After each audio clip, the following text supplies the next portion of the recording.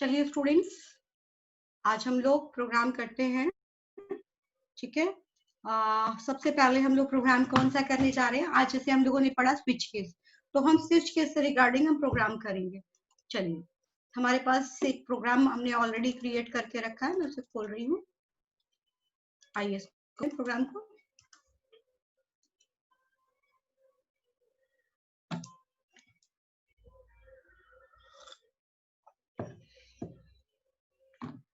Wait for few minutes. You know that switch case कैसे काम करता है, अभी आपने पढ़ा था। ठीक है, अब उसके प्रोग्राम को डेमोन्स्ट्रेट करेंगे। देखिए, जब भी हम स्विच केस के प्रोग्राम में हम आते हैं और प्रोग्राम को डेमोन्स्ट्रेट करने की बात आती है, तो देखिए सबसे पहले क्या करना है हमको। सबसे पहले तो हम गए, यहाँ पर आए और हमने क्लास क्रिएट कर ली। ठीक है, अब हमें क्या करना है, एक प्रोग्राम क्रिएट किया जिसमें हमने क्या किया, कैलकुलेटर का प्रोग्राम बनाया और हमने ए बी और ग्रेड ले लिया। ठीक है, अब आपने यहाँ पे क्या किया, यहाँ पे सम पड़ा हुआ है, सम आपने कह दिया। पहले केस में हम सम कर रहे हैं, दूसरे केस में एडिशन कर रहे हैं, तीसरे केस में मल्टीप्लिकेशन और चौथे केस में आपका डिवीजन कर रहे हैं, और पांचवें केस में हमने यानी डिफॉल्ट दे दिया एग्जिट। ओके, तो चलिए इस प्रोग्राम को कंपाइल करते हैं। आइए, कंपाइल किया, नो सिंटैक्स एरर, क्लोज किया और हमने इसको रन कराया। ठीक है, रन कराने पे अब जब मेन की बॉडी में देते हैं तो इस तरह से स्क्रीन खुलती है। यहाँ लिखा है ए की वैल्यू इनपुट कराई, हमने ए की वैल्यू इनपुट कराई, हमने यहाँ पर बी की वैल्यू इनपुट कराई, और हमें क्या चाहिए, हमने 1 कह दिया। जैसे 1 इनपुट कर दिया, आप देखिए समेशन आ गया। ठीक है, इसी तरह से अगर आपने यहाँ पर ए की वैल्यू दी, बी की वैल्यू दी और आपने कहा 3, तो 3 में मल्टीप्लिकेशन था, देखिए मल्टीप्लिकेशन। ऐसे ही अगर हम यहाँ पे 4 देते हैं, यहाँ पे गए और हमने यहाँ पे क्या दिया 4 वाली हमें ग्रिड चाहिए, तो हमने यहाँ पे किया ए की वैल्यू, बी की वैल्यू एंड यहाँ पे गया 4, तो आपको देखेंगे फोर्थ में आ गया डिविजिबल, क्योंकि हमने डिविजिबल दिया था। और इसके बाद अगर हम इसको क्रॉस करते हैं और अगर हम 4 के अलावा कोई भी नंबर डालें, ठीक है, क्योंकि हमारे पास 4 स्टेटस है और लास्ट डिफॉल्ट मतलब एग्जिट, तो हमने यहाँ पे कोई भी वैल्यू दी, यहाँ पे कोई भी वैल्यू दी और हमने यहाँ पे 8 लिख दिया। 8 हमारे केस में नहीं है, तो ये क्या करेगा, शो कर देगा एग्जिट।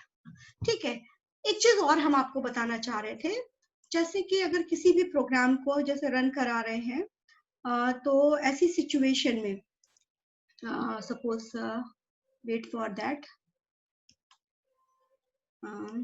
ओपन करती हूँ मैं,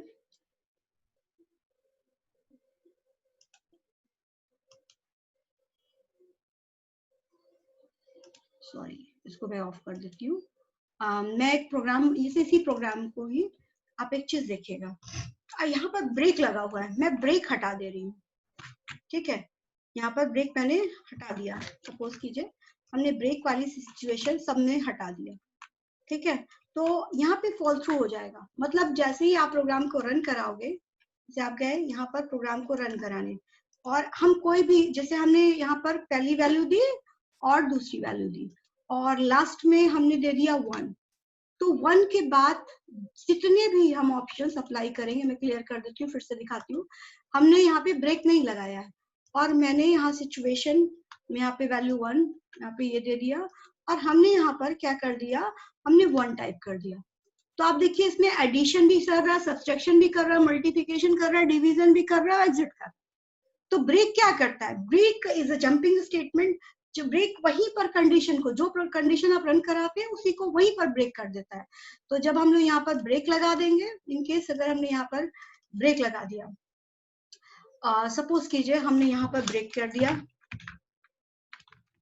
ब्रेक सेमीकोलन, और हमने क्या किया, यहाँ पर ब्रेक कर दिया, 2 जगह ब्रेक कर दिया और बीच में हमने थर्ड, सेकंड एंड थर्ड को ब्रेक नहीं किया।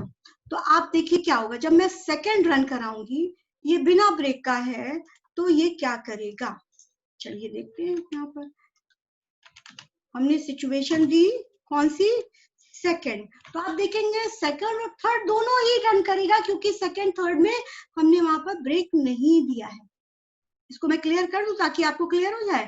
फिर से देखिए, मैं यहाँ से गई, मैंने यहाँ पर वैल्यू पुट की और मैंने सेकंड सिचुएशन दी। तो आप देखिए थर्ड फोर्थ फिफ्थ तीनों आ रहे हैं। क्यों? क्योंकि हमने यहाँ पर ब्रेक नहीं दिया। लेकिन अगर हम थर्ड रन कराते हैं तो आप देखेंगे केवल थर्ड रन होगा, उसके बाद वाला रन नहीं होगा, क्योंकि वहां पर मैंने ब्रेक लगा दिया है। तो जो भी सिचुएशन यहाँ पे देंगे तो ब्रेक से वो वहीं पर स्टॉप हो जाएगा, यानी मैंने कह दिया फोर्थ सिचुएशन। तो आप देखिए केवल डिवीजन आया। ओके, कहने का मतलब ये है कि जब भी हम स्विच केस लगाते हैं, हमें यहाँ पर एक सिचुएशन के बाद दूसरी सिचुएशन में जाने पर हमें ब्रेक दे देना चाहिए, अगर ब्रेक की रिक्वायरमेंट है तो। ठीक है, तो इस तरह से हम कोई भी प्रोग्राम मीनू ड्रिवन का स्विच केस में हम क्रिएट कर सकते हैं। ओके, आई होप दैट कि आपको प्रोग्राम समझ में आया। फिर से देख लीजिए क्या होता है। इसका सिंटेक्स आपने अभी पढ़ा ही था कि आप यहाँ पे, मैंने मेन में इनपुट कराया, आप बाहर भी इनपुट करा सकते हैं। आपने लिखा स्विच केस ग्रिड, ग्रिड मतलब चॉइस।